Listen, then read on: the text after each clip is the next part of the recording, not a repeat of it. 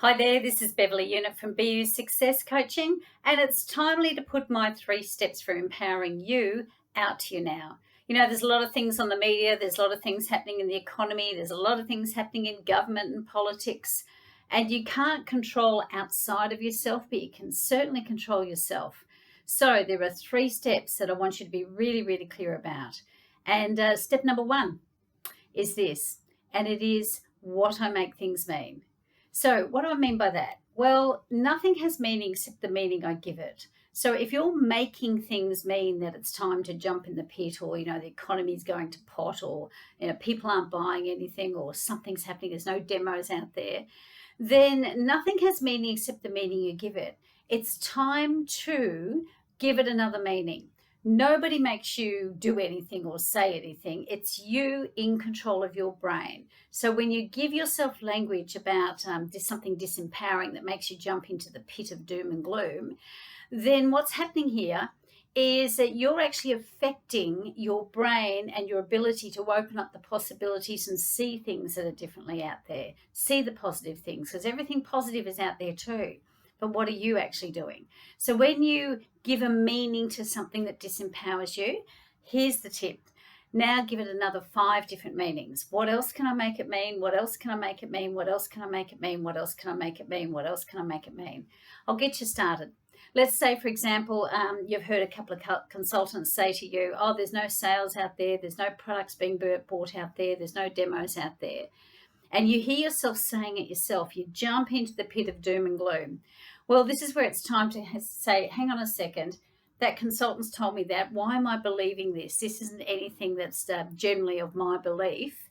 So what else can I make it mean? I could make it mean that I haven't found someone's motivation yet. I could make it mean that my skills need to get better at actually delivering value to people. I could make it mean that I need to get better at connecting with someone over the phone. I could make it mean that my beliefs aren't serving me, but if I can model someone else's positive belief and actually adopt their skills of how they connect with people over the phone, I could get a different result, and so on.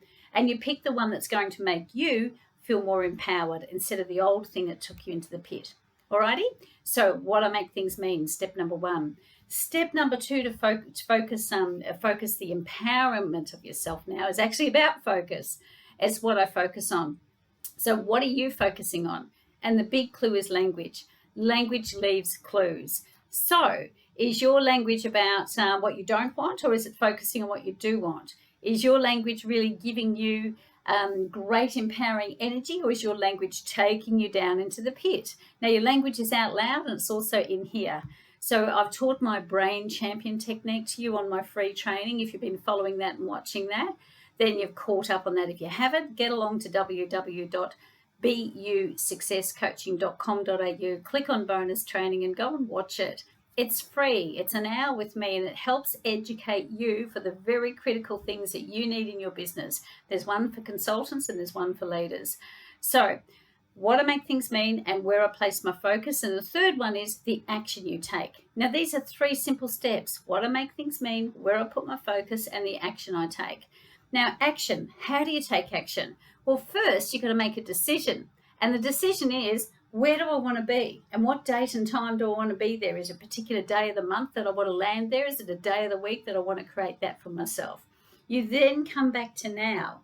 Where are you right now? Because we're going to close the gap. To close the gap, there'll be some little landing pads in the middle. However, to get going, it's the first 3 steps. That's all you work out. The first 1, 2, 3. What am I going to do to get the momentum?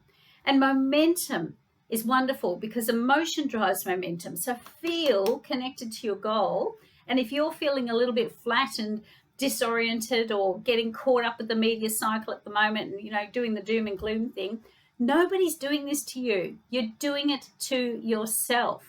So step on up, folks. Reclaim your energy. Reclaim your empowerment. It is time to take care of you. Okay? That's your job. Take care of you. Be the best possible person you can be so the ripple effect you make is great on the people around you who are watching you, who are learning from you, who are being served by you, as a customer relationship will be too. So, folks, 3 steps to empower you at this time of where the economy is going silly and the politicians are talking rubbish, and the world's going like, oh, this is happening and that's happening and this is happening. Well, guess what? Take care of your customers, won't you? It was Sam Walton who said, I'm going to read this, exceed your customers' expectations. If you do, they'll come back over and over. Give them what they want and a little more. That was Sam Walton, he who founded Walmart decades and decades ago, focused on customer service, and it's still true to this day. So exceed your customers' expectations, pick up, step up, come on folks, empower yourself. What are you making things mean? Where is your focus, and what's the action you're going to take? 3 simple questions for yourself, and get cracking today. Anyway, have yourself a sensational, productive week. Bye for now.